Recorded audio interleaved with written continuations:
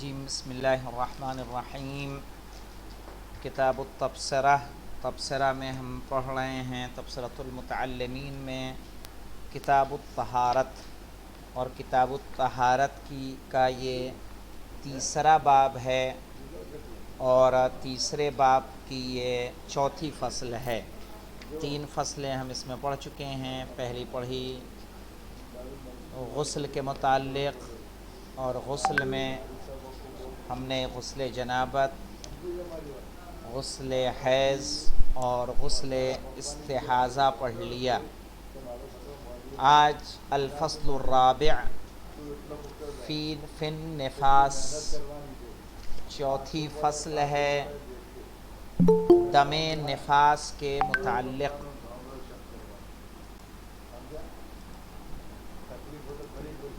ٹھیک ہے، فی النفاس، نفاس کے متعلق۔ اور دیکھیں کہہ رہے ہیں وَهُوَ الدَّمُ الَّذِي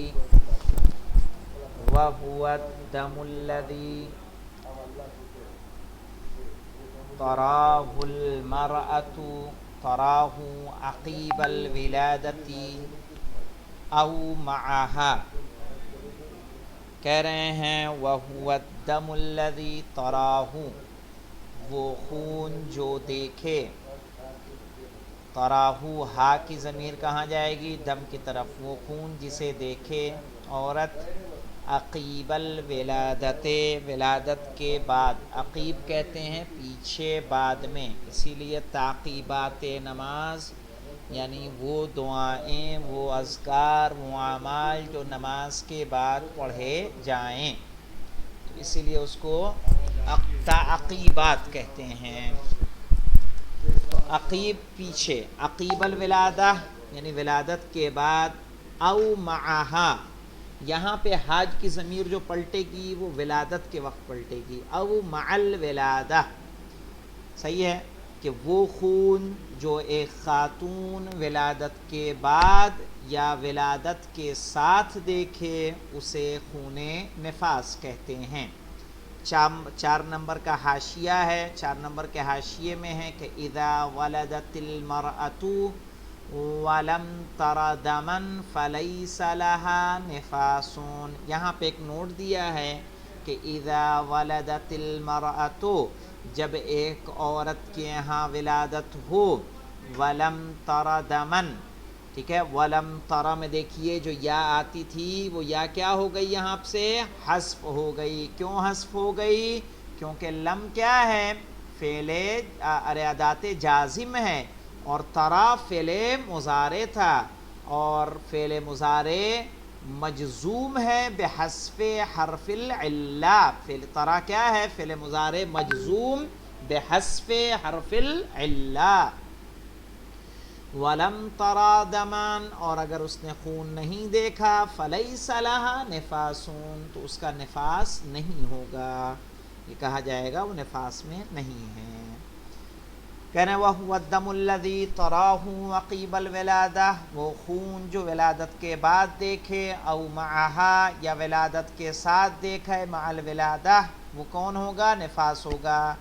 اب اس کا حکم دیکھیے کیا ہے، کہنے ولا حد لأقلہ، لأقل النفاس، یعنی کم سے کم نفاس کی کوئی حد نہیں ہے۔ ایک لہجہ بھی ہو سکتا ہے کہ خون آئے اور بند ہو جائے، ٹھیک ہے، تو حد کی، جیسے حیض میں کیا تھی کہ 3 دن کم سے کم متوالی آئے گا، لگاتار آئے گا تو حیض کہلائے گا، ورنہ حیض نہیں ہوگا۔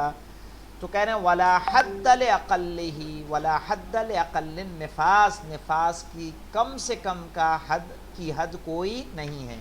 وَأَكْثَرُهُ، یعنی اکثر النفاس 10 ایام، اور زیادہ سے زیادہ نفاس اگر شمار ہوگا تو وہ 10 دن شمار ہوگا۔ 10 دن کے بعد بھی اگر خون آ رہا ہے تو شرعی حکم کے مطابق وہ نفاس نہیں ہوگا بلکہ استحاضہ ہوگا، اور استحاضے کے مطابق وہ خاتون پاک ہوگی۔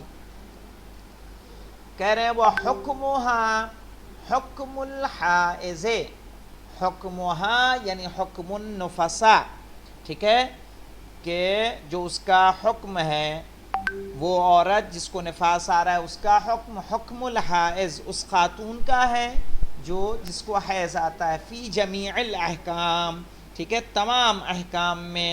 اس کا مطلب جو چیزیں حائض پہ حرام ہیں وہی نفسا پہ حرام ہیں، جو حائض پہ مکروہ ہے وہی نفسا پہ مکروہ ہے، جو احکام اس کے لیے تھا وہی اس کے لیے ہے۔ جس طرح سے اس کے شوہر کے لیے مثلا وطی حرام تھی، جماع حرام تھا، اسی طرح نفاس میں بھی حرام رہے گا۔ جس طرح سے طلاق جائز نہیں تھا اسی طرح سے اس میں بھی طلاق جائز نہیں ہوگا۔ فی جمیع الاحکام جب انہوں نے کہہ دیا تو حیض کے جو احکام ہم پڑھ چکے ہیں وہ تمام احکام، مستحبات، مکروہات و محرمات، تمام کے تمام احکام نفسا پر لازم آئیں گے۔ اب آتے ہیں الفصل الخامس۔ الفصل الخامس، پانچویں فصل، فی غسل الاموات، ٹھیک ہے، مردار کے غسل میں، میت کا غسل۔ کہہ رہے ہیں غسل جو واجب ہے وہ غسل میت ہے۔ وَمَبَاحِثُهُ خَمْسَةٌ، اور اس کے 5 مبحث ہیں۔ پہلا کیا ہے؟ الاحتضار، ٹھیک ہے، پہلا مبحث ہے احتضار کا۔ احتضار کو احتضار اس لیے کہا جاتا ہے کیونکہ وہ وقت جس کو ہم اردو میں جانکنی کا عالم کہتے ہیں، سکرات کا عالم کہتے ہیں، ٹھیک ہے، کہ جب انسان کی موت کا وقت قریب ہوتا ہے تو احتضار کو احتضار اس لیے کہا جاتا ہے۔ 2 وجہیں ہیں۔ ایک وجہ یہ بتائی جاتی ہے کہ چونکہ اس کے اقربا، اس کی اولاد، اس کے بچے حاضر ہوتے ہیں سارے کے سارے اس کے پاس، تو اس لیے اس کو وقت احتضار کہا جاتا ہے۔ دوسری وجہ یہ بتائی جاتی ہے چونکہ وہ وقت ملائکہ کے آنے کا ہوتا ہے، ملائکہ گھر میں تشریف لاتے ہیں، تو اس لیے اس کو چونکہ ان کی حاضری ہوتی اس لیے اس کو وقت احتضار کے نام سے یاد کیا جاتا ہے عربی میں۔ جب احتضار ہوگا تو کیا کریں گے؟ کہہ رہے ہیں وَيَجِبُ فِيهِ استقبال المیت بالقبلۃ، یجب فیہ واجب ہے، ٹھیک ہے، فیہ یعنی فی الاحتضار، یہ ہاں کہاں چلا جائے گا؟ احتضار کی طرف۔ واجب ہے احتضار میں استقبال المیت، میت کا سامنا کرنا، کدھر سے؟ بالقبلہ، قبلے سے، یعنی میت کو اس طرح سے لٹا دیا جائے کہ اگر وہ اٹھ کر بیٹھے تو کدھر ہو؟ قبلہ رخ ہو۔ مثلا اگر کوئی انسان پچھم کی طرف رخ کر کے بیٹھا ہوا ہے تو اس طرح سے اس کو لٹا دیا جائے کہ اس کے پیر کے تلوے کہاں ہوں؟ قبلہ رخ ہوں، تاکہ اگر وہ بیٹھے تو کہاں ہو؟ قبلہ رخ ہو، ٹھیک ہے۔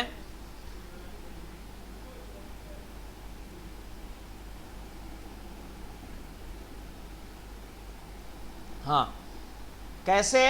یہاں پہ دیکھ رہے ہیں خود جملہ اعتراضیہ کی طرف کہہ رہے ہیں بِأَن يُلْقِي عَلَى ظَهْرِهِ، بِأَن يُلْقَى عَلَى ظَهْرِهِ، کہ اسے لٹایا جائے عَلَى ظَهْرِهِ، اس کے پیٹھ کی بل، ظہر کہتے ہیں پیٹھ کو، وَيَجْعَلُ وَيُجْعَلُ، یجعلو نہیں، کیا پڑھیں گے؟ وَيُجْعَلُ، خود میت تو خود نہیں کرے گا نا جو مرنے والا ہے، کہ بِأَن يُلْقَى مجہول پڑھیں گے کہ اس کو لٹایا جائے، چونکہ واجب ان پہ ہے جو وہاں موجود ہیں، میت پہ واجب نہیں ہے، یہ جو لوگ موجود ہیں جو دیکھ رہے ہیں کہ اب اس کی حالت ایسی ہے کہ اب اس کی روح نکلنے والی ہے، وہاں موجود ہیں، ان پر واجب ہے کہ اس کو اس طرح سے لٹائیں، بِأَن يُلْقَى، کہ اس کو لٹائیں، عَلَى ظَهْرِهِ، اس کے پیٹھ کے بل، وَيُجْعَلُ وَجْهُهُ، اور اس کے چہرے کو قرار دیا جائے، وَبَاطِنُ رِجْلَيْهِ،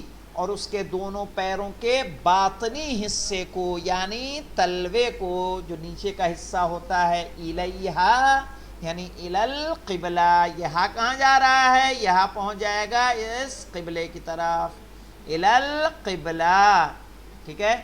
کہ اس کو لٹایا جائے اس کی پیٹھ کے بل اور اس کے چہرے اور باطن رجلین کو یعنی پیر کے اندرونی حصے کو، جیسے یہ ہاتھ کا اندرونی حصہ ہے یا ہاتھ کا اوپری حصہ ہے، تو پیر کا جو اندرونی حصہ ہے اسے قبلہ رخ ہونا چاہیے۔ اب یہ دیکھیں یہاں پہ آگے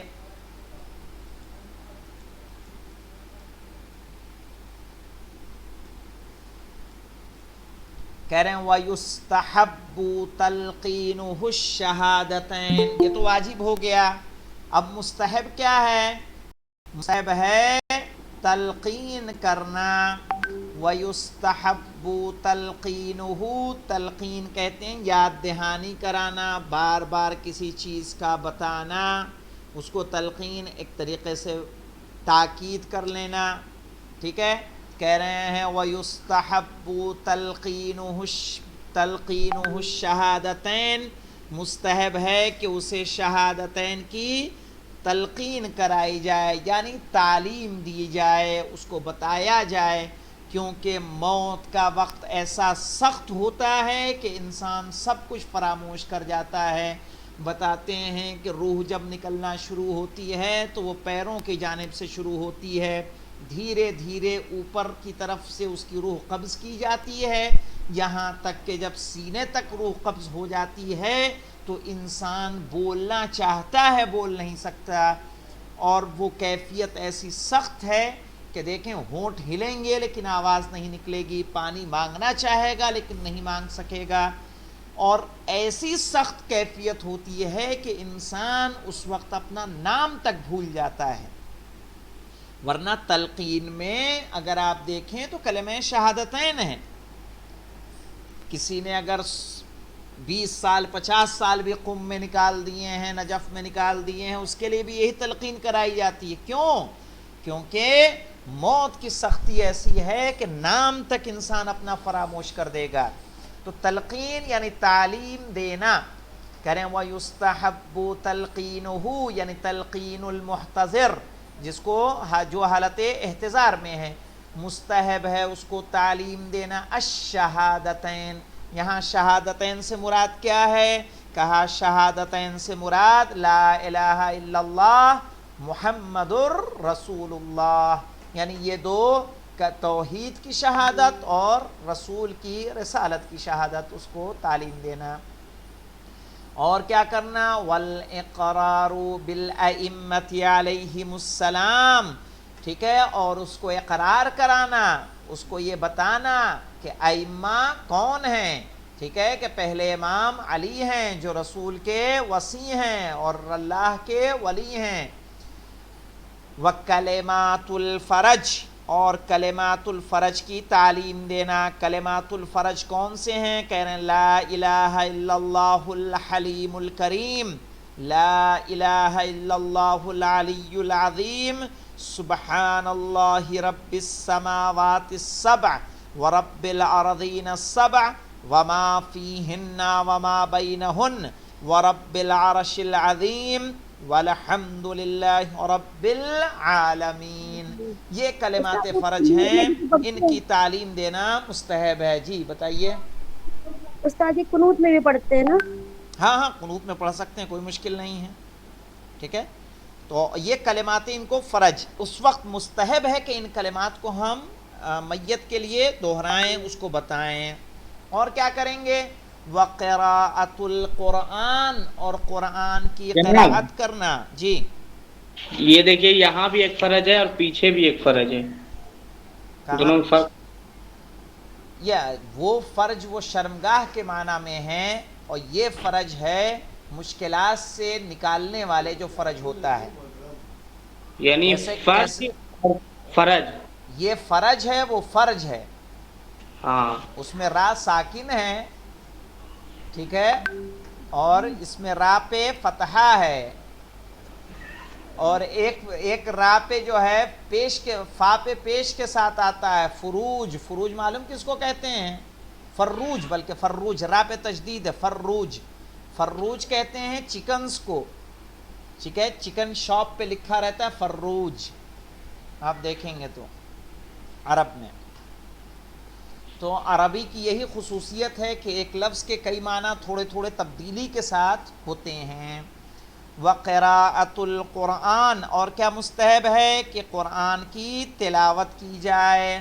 وتغمیض عینیہ، اور جب روح نکل جائے تو مستحب ہے کہ اس کی آنکھوں کو بند کی جائے، بند کر دیا جائے. تغمیض یعنی آنکھ بند کرنا، ٹھیک ہے. تغمیض عینیہ، اس کی دونوں آنکھوں کا بند کرنا. واطباق فیہ، فیہ یعنی اس کا منہ، فاہو فیہ، ٹھیک ہے. زوفو آپ نے پڑھا ہوگا اسماء ستہ مکبرہ میں، یہ فیہ کیوں آ رہا ہے؟ کیونکہ یہ حالت جر میں یا کے ساتھ اس کا اعراب ہوگا. واطباق فیہ، اور اس کے منہ کا بند کر دینا، کیونکہ روح نکلتی ہے اگر منہ سے تو منہ کیا کھلا رہ جاتا ہے، اگر ہم اس کو بند نہ کریں تو میت ڈراؤنی سی محسوس ہوتی ہے. ومد یدیہ، اور اس کے دونوں ہاتھوں کا پھیلا دینا اور سیدھا کر دینا، یہ سارے کام مستحب ہیں. وَإِعْلَامُ الْمُؤْمِنِينَ، اور کیا مستحب ہے کہ مومنین کو اطلاع دی جائے. وَتَعْجِيلُ أَمْرِهِ، اور اس کے امر میں یعنی اس کے دفن میں، غسل میں، کفن میں جلدی کی جائے. سوائے کس کے؟ إِلَّا مَعَ الْإِشْتِبَاهِ، سوائے اس کے کہ ہمیں شک ہو، شبہہ ہو کہ اس کی جان نکلی یا نہیں نکلی، تب انتظار کیا جائے گا. 2 نمبر کے حاشیے پہ ہم آتے ہیں، کیا کہہ رہے ہیں دیکھیں. کہہ رہے ہیں فی سائر النسخ ہنا اضافۃ فیرجع فیہا الی الامارات، امارات کہتے ہیں علامات پر. کہہ رہے ہیں کہ باقی نسخوں میں اضافہ ہے اور اضافے میں کہا گیا ہے کہ وہ امارات کی طرف پلٹیں گے. امارات کہتے ہیں فیرجع الی الامارات یعنی علامات، یہاں پہ اضافہ ہے، یہاں پہ اضافہ ہے کہ وہ علامات موت کی طرف رجوع کیا جائے گا. ٹھیک ہے، کہ جو علامات موت جو موت پر دلالت کرتے ہیں کہ جو اس کی حالت سے ظاہر ہو رہی ہے کہ نہیں ہو رہی ہے، مثلا ناک کا، اس کی جلد کا، اس کے چہرے پہ جو آثار نمودار ہوتے ہیں میت کے بعد، اور ایک زندہ و مردہ میں جو فرق ہوتا ہے، ٹھیک ہے، ان کو غور کیا جائے کہ اس پہ موت کی علامت آئی یا نہیں آئی. وَيُكْرَهُ أَن يَحْضُرَهُ جُنْبٌ أَوْ حَائِضٌ، اور مکروہ ہے کہ ان يحضرہ یعنی ان يحضر المیت یا محتضر. ٹھیک ہے، ان يحضرہ یہاں پہ کون ہے دیکھ لیتے ہیں. ہاں چلیے دیکھیے، محتضر یا میت دونوں ہوگا.